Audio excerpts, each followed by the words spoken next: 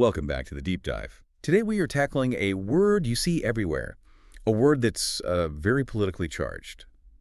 Oligarch. It's a heavy one. It is. And when you see it in a headline, it almost always paints a picture of, massive wealth, maybe some shady backroom deals. The word itself just feels negative. It does now, yeah. The first thing you think of is a modern business tycoon, right? But if that's all we see, we're really missing the bigger picture. What are we missing? Well, the problem is that the current use of the word, it's been totally warped. It strips away all the really deep political and historical meaning behind it. Okay, so that's our mission for this deep dive. We're going to push past the headlines and dig into the real history of the word. All the way back to the beginning. All the way back to ancient Greece, where it all started. Because when this term was first used, it wasn't about a person. It was about a system of government, the structure. And that's such a crucial point. If you really want to understand the debates we're having today about concentrated power, you have to get that original context. Right. It started out as a neutral, descriptive term. Okay, so let's start right there, at the source. Break the word down for us. Happy to. This is where the Greeks were just, brilliant. They were so precise with their language for politics. Right. So, oligarchy. It comes from two Greek roots. The first part is oligos. Oligos. And that just means few or small. Exactly. Simple enough. And the second part is archaea. That's from the verb archein. Which means to rule. To rule or to command. You put them together, oligarchia, and you get the literal translation, rule by the few. So when philosophers like Herodotus or Aristotle were using this, they weren't throwing an insult. Not at all. It was just a category, a label. It was purely descriptive. Part of their framework for how power works. A very clear framework. You had monos monarchy, rule by one. You had demos democracy, rule by the many. And oligos oligarchy, rule by the few. It was that simple. It just described where power was located. It didn't automatically mean that power was being abused. It was just a fact. A small group was in charge. So if it started out as this neutral descriptive term, when did it start to get that negative spin? When did we start to get suspicious of the rule by the few? That's where the great philosophers come in. That's the pivot point, and it really starts with Plato. Okay, so Plato. In the Republic, he's not a fan of oligarchy. Is it just that he has a problem with rich people running things? Well, it's a bit more than that. He's analyzing what he sees as a deep structural flaw in that system. And that flaw is what? The barrier to entry. In an oligarchy, as Plato saw it, the one thing that determines whether you can hold office is a property qualification. So you need to have a certain amount of money or land just to get in the door. Precisely. And what that does immediately is it concentrates all political power in the hands of the wealthy. And Plato saw how corrosive that was. So. He had this memorable line. He said it split the city into two, the rich and the poor locked in constant tension. I see. So the whole system becomes about protecting wealth, not about serving the public good. That's it. It's no longer about civic virtue. It's about protecting your assets. That's the inherent conflict he identified. Okay, so that's Plato's take. What about Aristotle? He was a bit more of a scientist about these things, right? Did he see it as a complete failure? Not a failure, no. He was much more analytical. In his work, Politics, he approaches it almost like a biologist classifying species.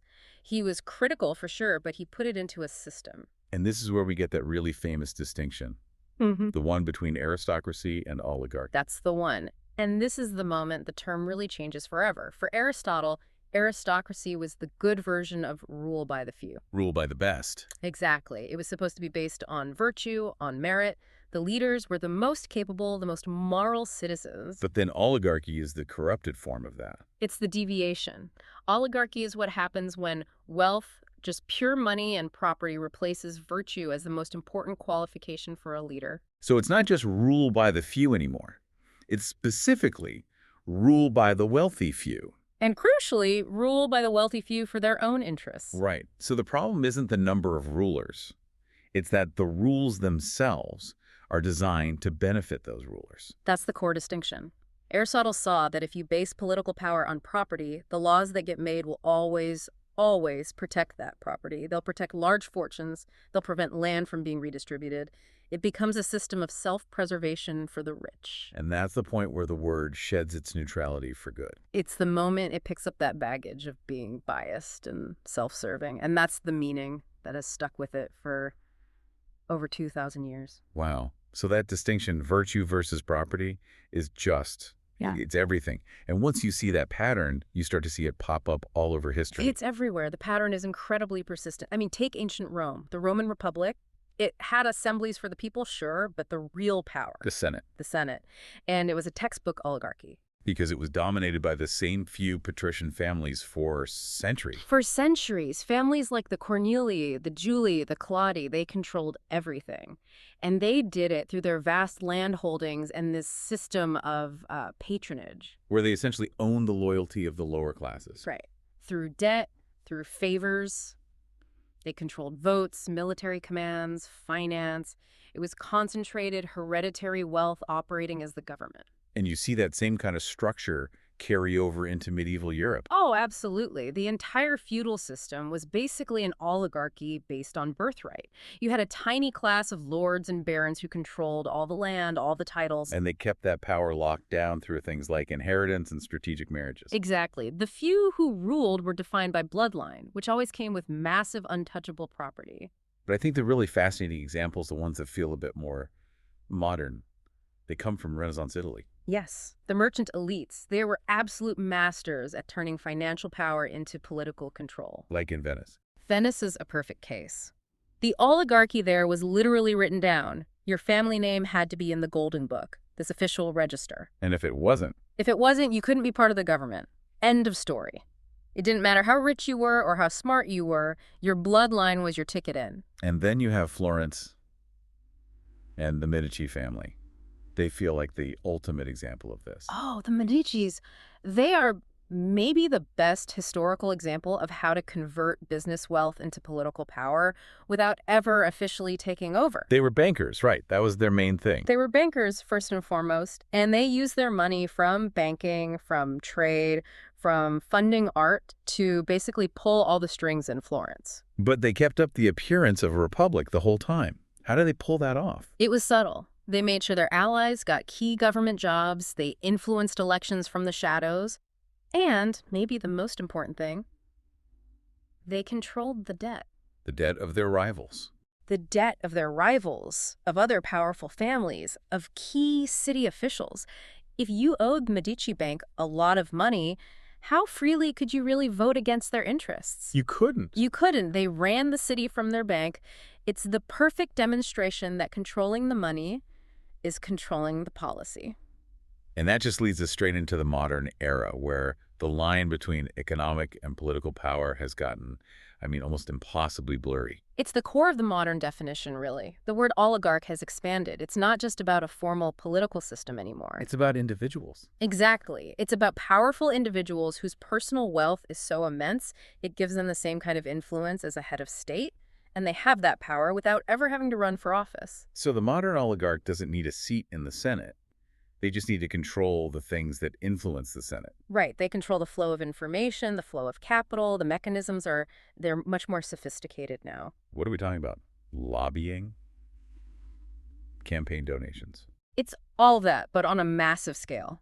Sustained lobbying, huge political donations, often through channels where you can't even see who the donor is.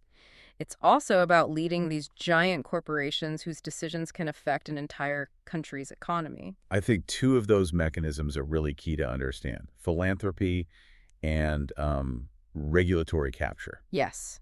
Let's start with philanthropy. It sounds good, right? Giving away money. Of course. But when you have these massive foundations with billions of dollars, they can direct that money to steer public opinion. They can fund think tanks that push for specific policies that, by the way, often end up benefiting their own business interests. So you're using charity as a tool to shape the public conversation. To shape the debate, yeah. And then there's regulatory capture. That's even more direct. That's where the industry you're supposed to be policing ends up controlling you. Exactly. The regulatory agencies that are supposed to protect the public interest get filled with people from the very industries they're meant to watch over. It's that revolving door between government and the private sector. So you end up with rules written by the people they're supposed to be restraining. And you can see how concentrated wealth starts to act like its own form of government, even inside a democracy. It really is the ultimate blurring of lines. When just one person, a media owner, or a handful of investors can actually sway an election or dictate national policy, That's wealth operating as a form of rule. It is. It has the authority of government, but none of the accountability. Which brings us to a big misconception today, that this idea of an oligarch is somehow a new thing, or that it's uniquely corrupt in our modern world. Right, and if you take one thing away from this deep dive, it should be that this is not new at all. It's a recurring pattern, a structural pattern. It's existed in every era. In every single one. You had the silver mine owners in Athens, the patricians in Rome, the medieval barons, the industrial tycoons of the 19th century, and now you have global leaders in tech and finance. The names and industries change, but the pattern of concentrated power remains. So the issue isn't really about whether oligarchy exists or not. It's just that the way the rule of the few operates has changed. It's evolved. That's a great way to put it. The term isn't just a moral judgment on rich people, it's an analytical tool. It helps us identify the point where power, based on wealth, becomes so concentrated that it starts writing the rules for everyone else. So this whole deep dive really brings us to a question that's thousands of years old, doesn't it? What can a society do to make sure power is distributed more fairly without, causing total instability? That is the fundamental question. All this history forces us to ask how we can make sure that concentrated power, whether it's political or financial or technological, how we can make it transparent, how we can make it accountable to the rest of society. That really is the challenge of our time. So next time you see that word oligarch in a headline, remember its journey. It's not just about one powerful person. It's about a very old, very persistent system of concentrated wealth shaping our world. Thanks for diving deep with us.